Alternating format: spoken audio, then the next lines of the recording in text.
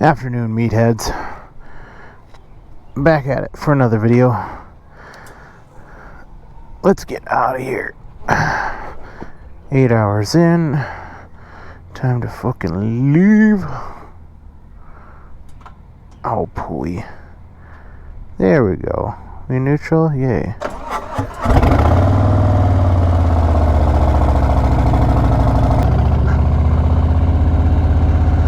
Right in there.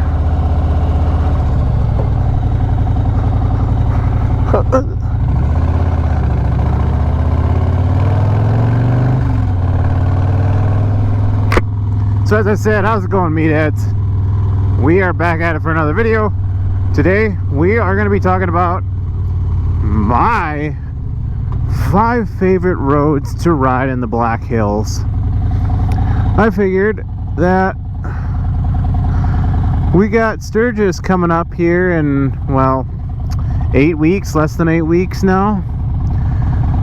And there's going to be a number of you guys out there, maybe, that are going to be riding out to there or trailering out to the hills to ride around the Black Hills and the Sturgis area. So I figured I'd give you guys some relatively local insider knowledge of like some really cool roads that some of them are popular and some of them you've probably heard of before, and others maybe you haven't heard of. So I'm going to start with a rather popular one, and I'm going to rate these on a few factors.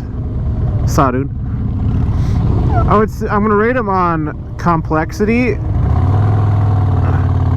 I'm going to rate them on the views that you can have while riding them.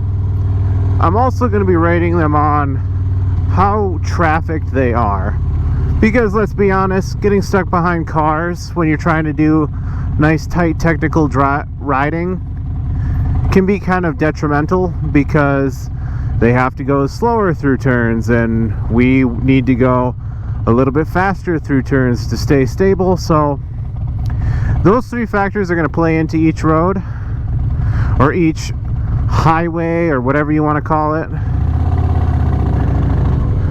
So to start out, I'm going to start with Needles Highway. And it's number 5 on my list because Needles Highway is often driven by people in cars, trucks, and you do get people that decide they want to take their RV or trailer up the road because it's on the way to, say, Stockade Lake, I think is the one bound by Custer. So, you know, maybe somebody's bringing their boat. So it's in the end, it's very well trafficked and very populated, so it makes it hard to have a really good time riding that road. But the views are stellar, like 5 out of 5. Like, you need to stop up there and take at least one good picture, whether it's with your phone or with an actual camera or anything. Like, it's top-notch views. You're right up at the top, right up near the highest point of the Black Hills. I think Harney Peak is somewhere in the ballpark of the tippy top of, I shouldn't say Harney Peak, it's Black Elk Peak now, which is the tallest, which I was surprised, Harney Peak / Black Elk Peak is the tallest point east of the Rockies in the entire rest of the United States. Anyway, also, like, it's relatively curvy. It's pretty complex. Like, if you're not paying attention,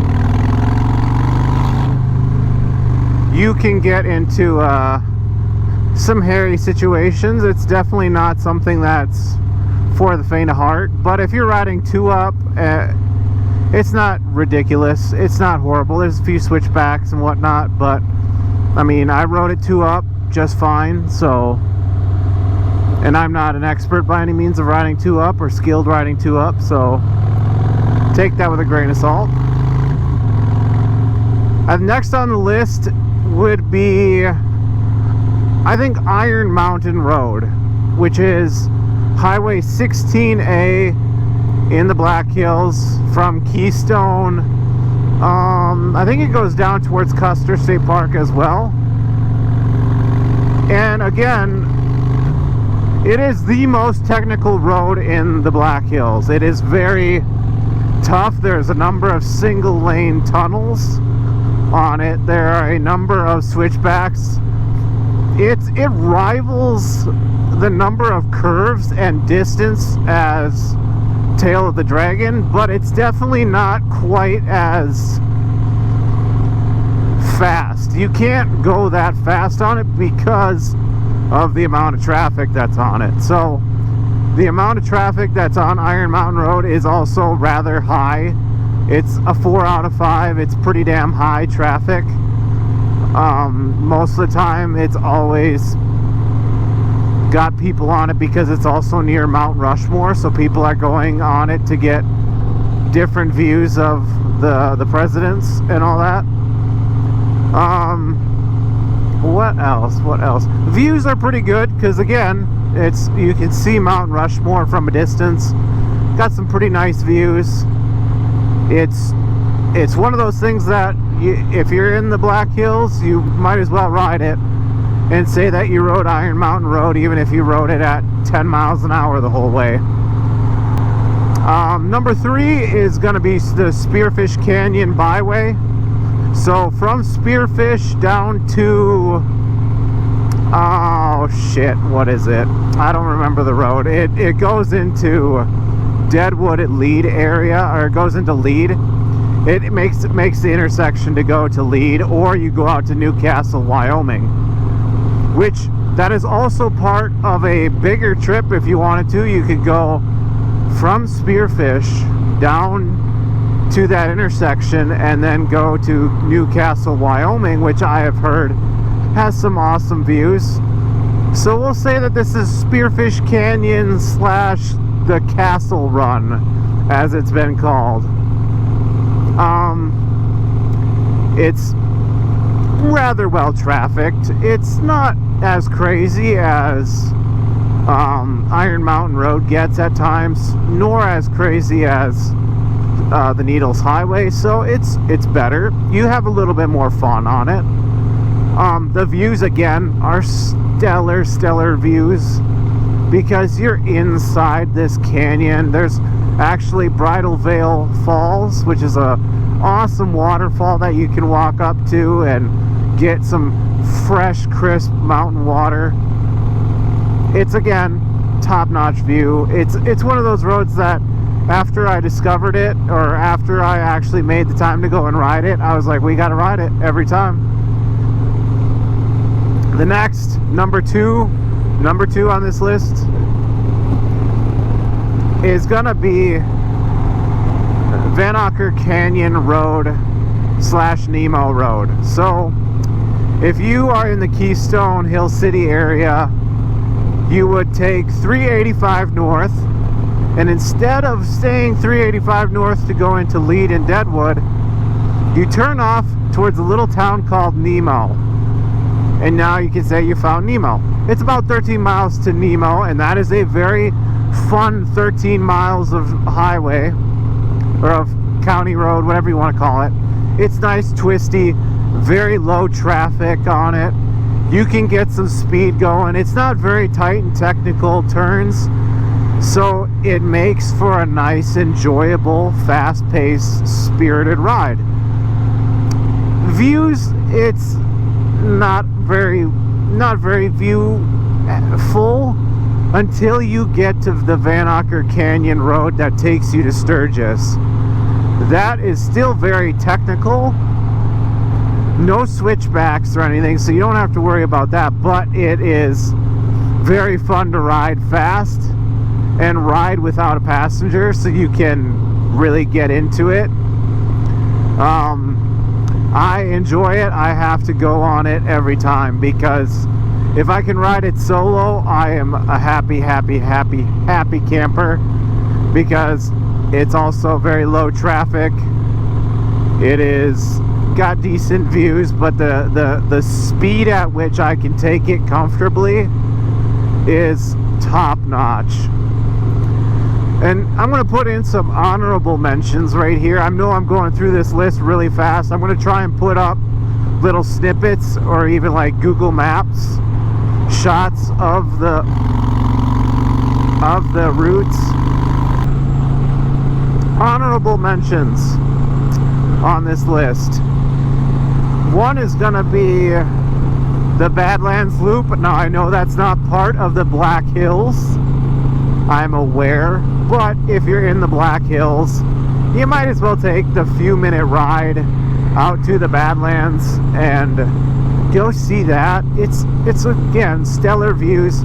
It is pretty well trafficked, so it's hard to actually ride very spiritedly, but nonetheless, it's very fun. It's still rather enjoyable to ride. Number 2 honorable mention will be the ride out to Devil's Tower. Most of it is the interstate, but it's still, you go into Wyoming and you can see how the topography changes, and you definitely get that feeling of the Wild West out there. And again, it's something that if you're there, you might as well do. Now, the number 1 spot on my list may not be very prevalent to a lot of people, but it is Old Hill City Road that goes between Hill City and Keystone. For views, it is so awesome. No, you do not get to see Mount Rushmore from there. I know, not a very great, not starting off so great, but you get to see Harney Peak in all its glory, and you can see the fire lookout on top of it from this road. You also pass by a number of old mining and logging camps that were once really well established on this road. As far as technicality goes, it is a great mix of nice, tight, slow corners with some really awesome straights that you can get some speed going. I believe the posted speed limit is 35. You can ride majority of the time in the 50-mile-an-hour range on a motorcycle, and it is very enjoyable. The traffic is next to none. You will find other motorcyclists riding it because it's a great road. It's well maintained.